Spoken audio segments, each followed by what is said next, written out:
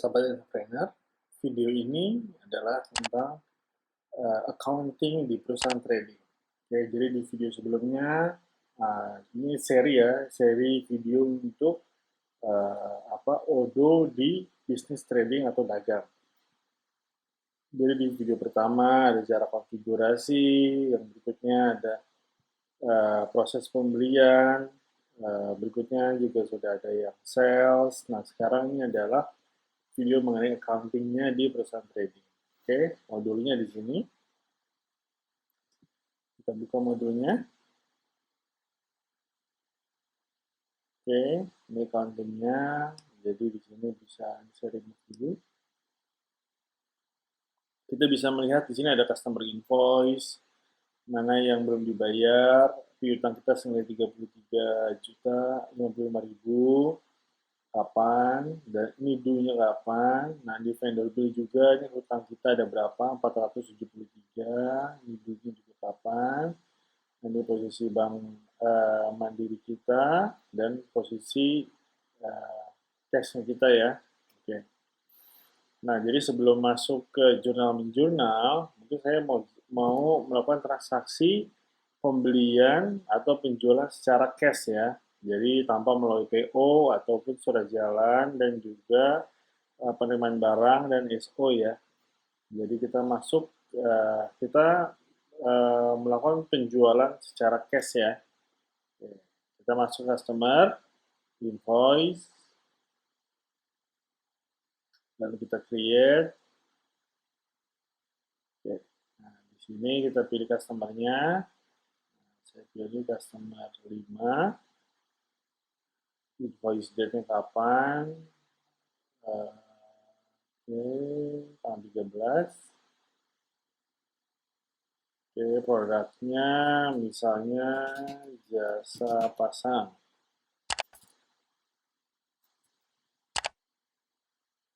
Jasa pemasangan. Oke, jasa pemasangan alat berat. Terus senilai 1, price-nya mungkin sekitar 15 juta. Tanpa teks, sebenarnya ada teks untuk jasa ya. Ini nilainya. Sekarang ini saya save dan saya post. Oke, ini nomor invoice-nya dan bisa di-print juga invoice-nya. Oke, kita buka. Tampilan invoice-nya ya. Oke, jasa pemasangan. Oke, jadi sesimpel itu. Dan juga di sini kalau dulu langsung amount due-nya 15 juta, kita langsung register payment untuk terima pembayaran. Ya, di sini pembayarannya melalui cash senilai 15 juta. Langsung kita validate. Oke, jadi ini dari total invoice 15 juta, statusnya sudah paid. Di sini juga ada posted. Di sini juga ada paid-nya tanggal berapa, historinya nih, ini ketahuan. Nah, kalau mau melihat di sini informasinya, bank receipt-nya mau di print, kita ke view, kita langsung payment receipt. Jadi ini bentuk payment receipt-nya. Dokumen pendukung penerimaan uang ya. 15 juta dari invoice nomor 11. Referensinya kalau mau diisi silahkan. Nanti di invoice-nya. Ini invoice-nya. Ini sudah paid ya.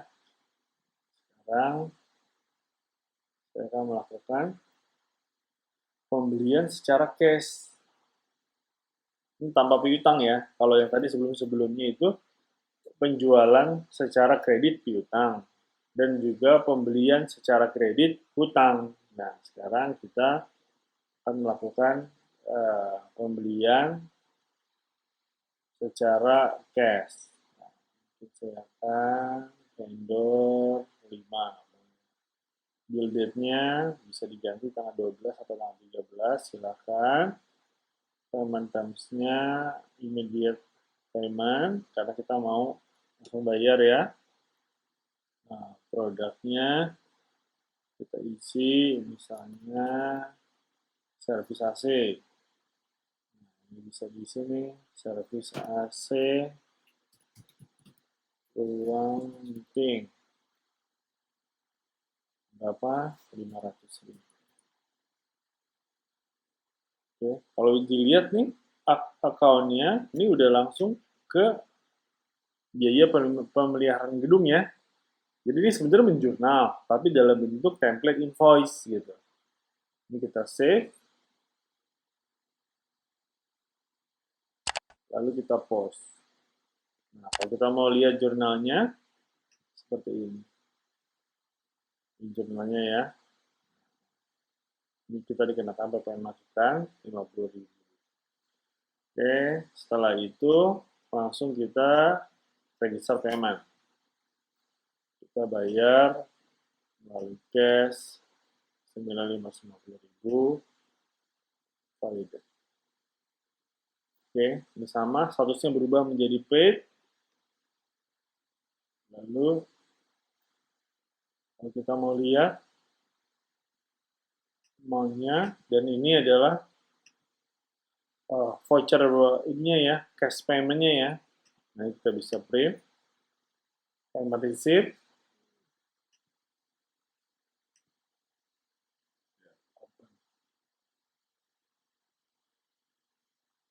ya, ini bentuk payment receipt-nya ya, dari bill nomor sekian, reference-nya nanti kalau mau diisi silakan, vendornya vendor 5. Oke, jadi semudah itu melakukan ini ya, pembelian cash ataupun penjualan cash. Nah, dibedakan juga kalau misalnya point of sales ya. Kalau point of sales ada modulnya lagi tersendiri, itu penjualan cash benar-benar seperti kayak mungkin di retail atau minimarket dan sejenisnya ya. Oke. Nah, berikutnya di sini kan ada laporan piutang dan laporan hutang ya. Nah, kita bisa ngelihat nih unpaid invoice. Sekarang kita mau nagih nih, kita mau tagih invoice-invoice kita. Ini kita klik aja unpaid invoice, dia akan masuk ke list yang invoice yang belum dibayarkan. Mondunya ada 33.055.000. Jadi sebenarnya bisa masuk dari accounting overview atau kita jadi reporting, namanya age receivable. Ya, di sini ada dua ini ya, ada dua customer ya, customer 2 dan customer 5. Kalau kita buka customer 2 dan customer 5, di sini ada ininya ya, ada apa? Laporannya ya. Oke.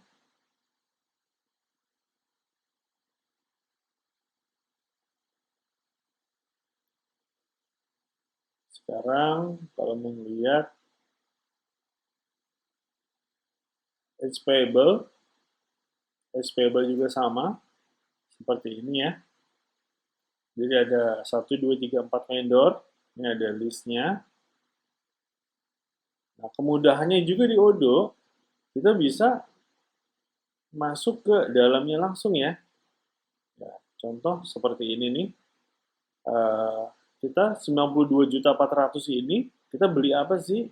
Kita klik view bill, dia akan masuk ke vendor bill seperti ini. Kita beli produk 10, kuantitinya 600 unit, harga satunya 140. Pada tanggal 4. Ini monthly-nya 94 juta. Jadi bisa di traceable ya. Dan juga di reporting bisa dilihat dari partner ledger-nya juga.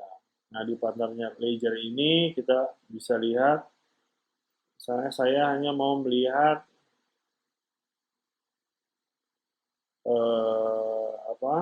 customer 5 saja. Ya udah, nanti di sini bisa lihat customer 5 saja. Debit ini piutangnya, kredit itu pembayarannya. Jadi piutang ini due-nya tanggal 4, dibayar juga tanggal 4, 68 juta. Nah, di sini juga ada lagi invoice piutangnya 15 juta dan ada lagi 15 juta. Kalau mau lihat ini bisa diklik view invoice, dia masuk lagi ke dalam. Ini sudah dibayarkan. Oke, jadi sangat mudah ya. Nah, sekarang kita akan melakukan penagihan nih. Oke, masuk ke invoice. Nah, cukup mudah juga nih penagihannya. Nah, ini kan list invoice. Nah, kita kalau mau bayar, contoh ini kan ada amount due 13.480. Nah, kita akan melakukan pembayaran secara parsial. Kita masuk ke dalam invoice-nya, kita klik. Ya, ini 13.480. Nah, kita bisa melakukan register payment. Oke, register payment, kita bisa pilih bank atau cash, kita pilih Bank Mandiri. Nah, ini kita tagih dan ternyata mereka bayar hanya 8 juta. Kita validate, dia bilang, saya terlalu cepat tadi, dia mau keep open apa enggak. Kalau keep open masih mondunya masih muncul di sini. Jadi secara piutang, apabila di invoices, total invoice-nya 13 juta 480, tapi mondunya tinggal 5 juta 480. Nah, sekarang gimana saya kalau mau melakukan pelunasan, kalau mereka mau bayar si customer 2 ini, kan saya punya 2 invoice nih. Customer 2 dan customer 2 ada 2 invoice, yang satu 5 juta, yang satu 4 juta 450. Saya mau melakukan pelunasan atas 2 invoice ini. Nah, kita bisa tik 2, lalu di sini action, lalu kita register payment. Nah, di sini ada pilihan group payment apa tidak. Kalau group payment adalah menjadi satu voucher. Tapi kalau tidak diaktif, dia akan otomatis memisahkan masing-masing. Kita tidak group payment ya. Jadi kita langsung Bank Mandiri. Create invoice. Ini sudah divalidate. Oke.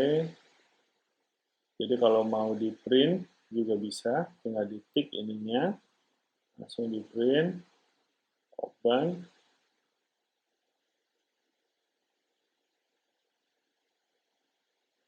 Ya, seperti ini. Ya, jadi ada 2 ini ya. Karena kan bukan grup payment ya. Jadi dia akan menciptakan 2 printout, 2 voucher. Oke. Nah, sekarang kita sudah terima nih uangnya, tinggal amount due-nya tinggal 1 dia, tinggal yang customer 5. Nah, sekarang kita akan melakukan pembayaran ini, pembayaran ke vendor. Nah, di sini cukup banyak ya. Dia kalau amount due yang di vendor tuh diposisikan dengan minus ya. Diposisikan dengan minus. Nah, sama juga dengan customer. Nah, kita akan melakukan partial payment. Oke, 180 juta. Kita register payment. Nah, ini saya akan bayar hanya 10 juta. Validate, keep open. Oke, sama, bisa di print juga. Tombol register payment masih ada. Total invoice 180 juta, sudah dibayar 170 juta. Oke. Nah, jadi tadi kita sudah melakukan penagihan piutang di customer dan pembayaran hutang di vendor. Nah, sekarang gimana? Kita biasanya kan di setiap perusahaan ada biaya-biaya yang dibayarkan melalui cash ya, atau seperti petty cash gitu ya. Gimana cara melakukannya di Odoo? Oke, sekarang kita masuk ke accounting, journal entries, kita create, oke, kita create. Nah, journal entries, kita pilih cash, lalu misalnya di sini petty cash,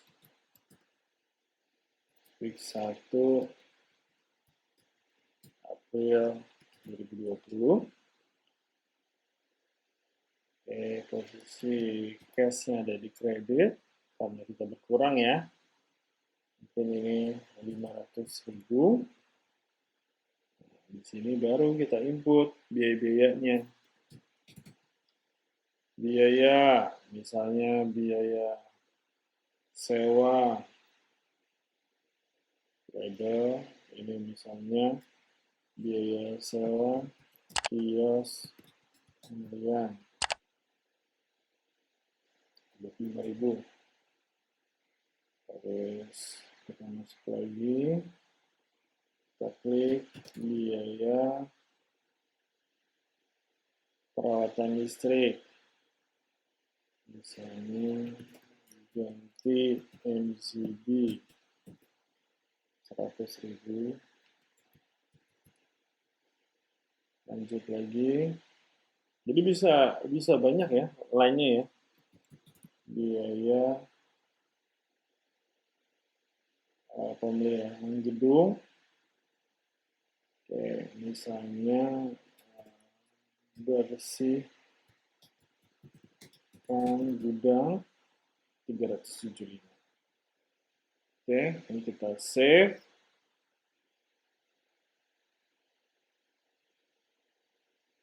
Ini bisa di print juga ya, bila dibutuhkan ya. Oke, kita nggak print, kita langsung posting. Oke, dengan begitu otomatis sudah menciptakan jurnalnya. Nah, berikutnya kita akan lihat report-reportnya ya. Nah, paling atas di sini ada profit and loss, balance sheet, cash flow, executive summary, cash flow, partner ledger, aging receivable, aging payable, EGL, trial balance. Ini bisa kita lihat bersama-sama ya. Oke, kita lihat profit and loss dulu ya. Nah, di profit and loss ini sudah terbentuk. Ini saya ke ataskan dulu, jadi biar bisa bebas lihatnya. Oke. Nah, untuk bulan April ini, kita bisa tahun 2020 this financial year atau this month ya. Ini this month. Nah, ini 2020. Nah, ini kita punya net profit 125.351. Dapat dari mana aja? Nah, kita bisa buka dari penjualan. Dari penjualan 196, penjualan kategori 1. Ini kan dari yang produk itu kita pisahkan ya. Jadi berdasarkan kategori. Jadi kalau misalnya kategori produknya misalnya kategori A, B, C, berarti dia akan dicatat di sini nih, di profit and loss nih. Secara keseluruhan operating income-nya 227 juta. Tapi bisa di breakdown dari penjualan global 156, penjualan kategori satunya 10.400. Ini kita klik, kita masuk ke GL-nya, dan kita bisa lihat invoice-nya 10.400 dari mana aja. Oh, ternyata dari invoice nomor 7 dan invoice nomor 9. Nah, kita bisa masuk lagi ke view invoice. Nah, ini invoice-nya. Oke. Jadi secara traceability-nya ini cukup simple dan mudah ya. Jadi kalau kita mau tahu nih nilainya dari mana aja bisa di trace sampai ke invoice-nya.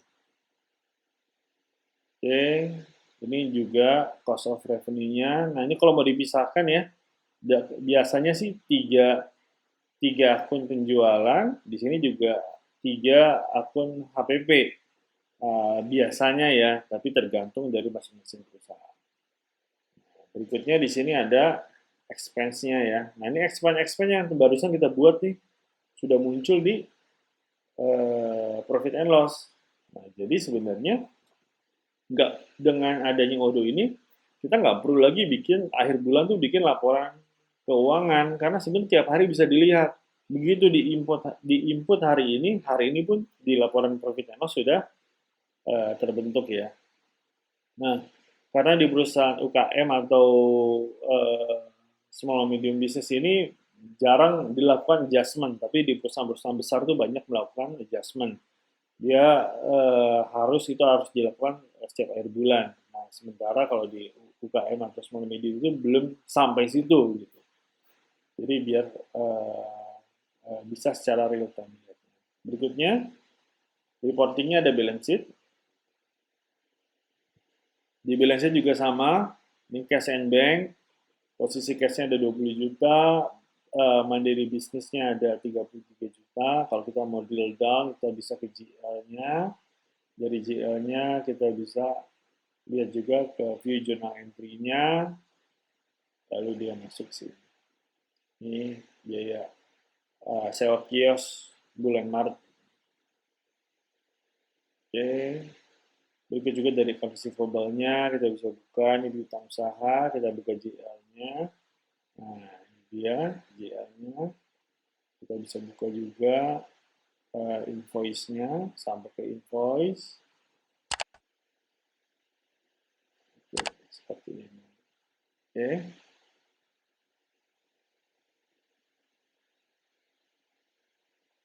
Oke. Berikutnya juga ada banyak yang lain ya. Nah, account payable-nya juga ada, current payable-nya, PPN masukan, keluarannya, payable-nya, utang usahanya, kalau kita buka GL-nya, ini ada list-nya. Jadi sebenarnya ini GL ya, tapi kalau mau laporan utang piutang, saya sarankan lebih baik dari sini nih, dari age receivable. Ini lebih ini ya, ini lebih mudah bacanya. Oke. Berikutnya di sini ada trial balance-nya ya. Oke, ini trial balance-nya, jadi bisa dicek. Jadi cukup lengkap dan simple Odoo ini ya. Jadi apalagi kalau di perusahaan trading ini sangat cocok dan sangat mudah dioperasikan ya. Ya bisa bisa dengan sangat mudah melihat laporan-laporan keuangan bisnisnya.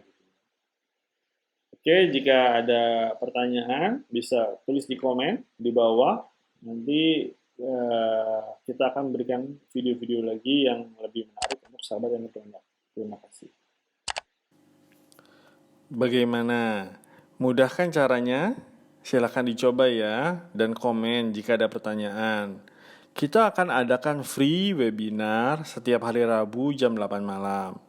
Jika berminat, silahkan WA ke nomor 0812 9088 2718. Dan jangan lupa, jika video ini bermanfaat, silahkan share ke sahabat entrepreneur lainnya. Jangan lupa di like dan subscribe ya. Terima kasih dan sampai ketemu di video-video selanjutnya.